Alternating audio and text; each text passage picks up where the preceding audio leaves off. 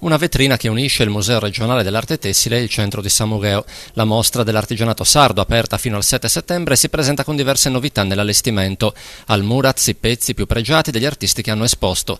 In paese invece la mostra mercato. Al Museo Muraz ci sarà solo una mostra espositiva, quindi ogni artigiano ha portato un solo pezzo che è il più rappresentativo del suo lavoro, mentre la parte più commerciale sarà esposta in 4 sedi al centro del paese. Un allestimento riguarda i pezzi realizzati dagli artigiani di Samugheo che hanno eseguito i progetti vincitori del concorso Anno d'Arte, per il quale sono arrivate proposte da tutto il mondo. È stato un tentativo per poter mettere in relazione sia gli artigiani dell'artigianato tessile, sia i designer e architetti a livello internazionale. Infatti hanno partecipato un po' da tutto il mondo, visto che anche la vincitrice è di origini cilene.